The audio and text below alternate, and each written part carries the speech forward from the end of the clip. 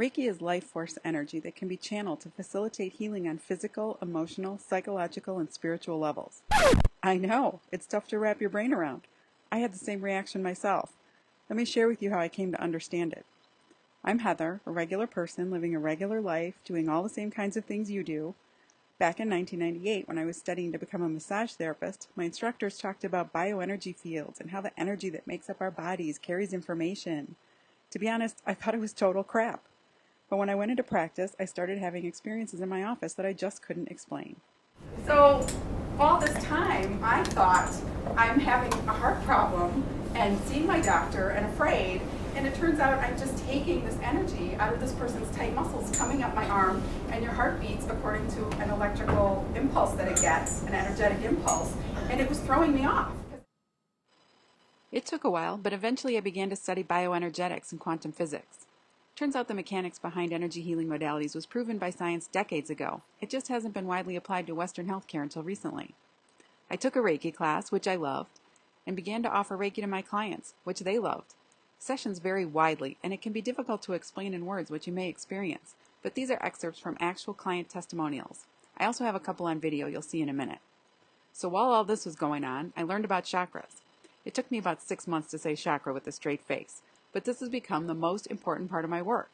Chakras are energetic vortices that govern every facet of our lives, from physicality and relationship with the material world to our connection with the spiritual plane.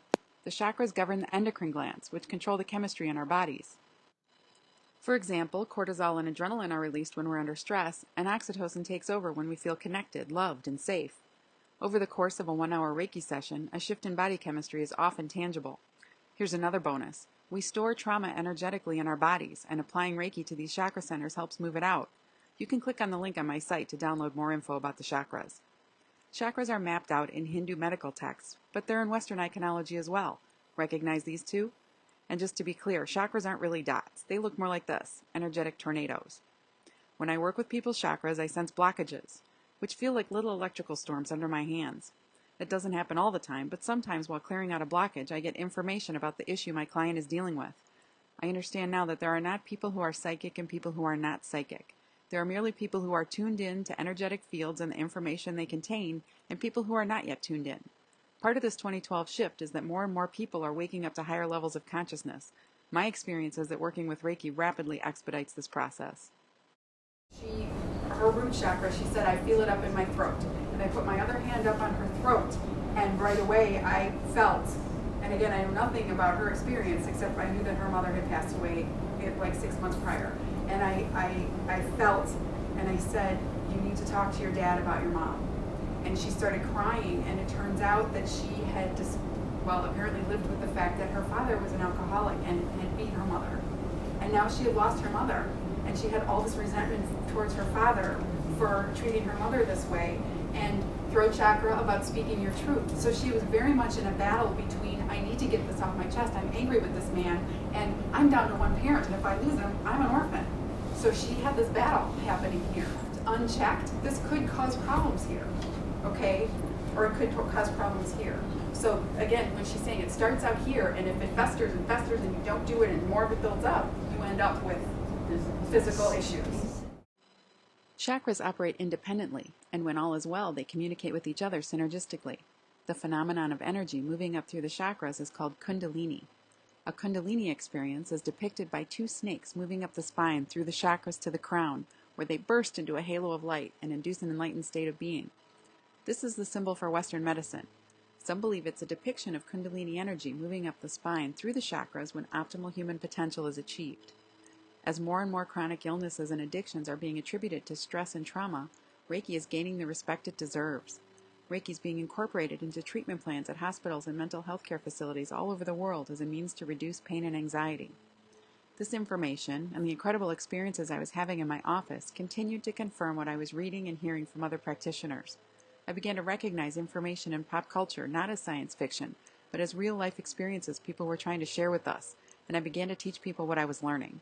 It seems like the most important information in the world, maybe even what the Mayans were talking about for the year 2012, a global shift into higher human potential. With the root chakra going down into the ground and being grounded, and the crown chakra being up, our bodies and our lives are very much the bridge between the spiritual spiritual world and the earthly world. That's where we are. And this is kind of the stair steps in between. So it's about illumination, enlightenment, connection to the universe. Whereas with the sixth chakra, it was kind of about, you know, people around you and situations in your life. This is about big picture, big plan. You get the blueprints for the universe. Oh, that's how that works. And you start to understand that karma is not about screwing up and being punished, but more opportunities that your higher self is giving you to learn. Everybody take one last deep breath. Maybe one or two more circles with your right hand. And shake it off. Really powerful, like, and as we compared notes, like what she was experiencing. When I was touching her head, I could just feel like the crown of my head and started to get almost like a headache there. Wow, okay. And then when I was over the root chakra and moving, when she started to experience her things, I started to get really hot, really hot. A lot of people think that this energy stuff is very new age and very weird, but in fact, if you look at the time frame, 2500 BC was when the Chinese were mapping out the meridians that she talked about, developing the basis for acupuncture, which is pretty well accepted now. 2000 BC is where we found medical texts with the chakras planted out. The first open heart surgery happened here, and then here we are in 2010. So when we're talking about Western medicine as traditional and energy medicine as new age, you know, that's not quite the way it is. But again, we now have all of these resources available. By all means, take advantage of all of them. Then I joined forces with other Reiki channels and teachers and began to introduce Reiki to the general public and to underserved populations.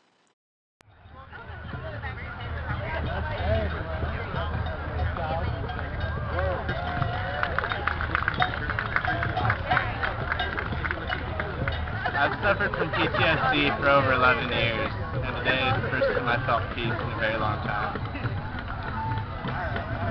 Good show. Thank you. In June of 2012, a few of us volunteered at an event to provide Reiki to veterans. None of them knew what Reiki was at first, but by the end of the day, the men were eager to try this new experience. Many walked away scratching their heads over how relaxed they felt. There are thousands of men coming home from service overseas suffering from PTSD. Reiki is a great way to help alleviate some of their anxiety. A session often provides immediate relief with cumulative effects over the long term. Some of the vets experience relief from physical pain as well. First, whatever you did in my head, and then when you went to move, I could feel the energy transference. I'm a little familiar with how the energy process works with the magnetism of the earth, and if you're centered with it, and how you can channel it, I guess is a good word. And I could actually feel it in my ankle. When you squared my ankle, when you went from my head down to my ankle, and when you waved over it, I could feel the power of it. So I have to take ibuprofen daily for my ankle. In April of 2012, MRC collaborated with Haymarket Center, a community reintegration program to help women recover from traumatic life events and addictions. Week 1 included heartfelt introductions and an overview of Reiki, followed by mini Reiki treatments for the women. Week 2 consisted of a Reiki class for the women, an attunement, and time to practice and build confidence with their new channeled Reiki. These beautiful, strong women can now give themselves Reiki treatments to assist them on their life paths to recovery. The program was a great success, and MRC has been enthusiastically invited to continue this work with Haymarket. I like to think of Reiki as energetic CPR. And just like CPR, everyone can learn to channel Reiki to help themselves, friends, and loved ones. We're all swimming in the same energetic soup, so if there's suffering in the world, it affects us all. Imagine what our future holds as more and more people begin to work energetically to heal each other and our world. I don't expect you to take my word for it, or even the words of everyone in this video. It took me years to come around myself. But come try a session, and if it appeals to you, take a class. Reiki is incredible and transformational and can elevate your receptivity to miraculous experiences. You really want to get in on this.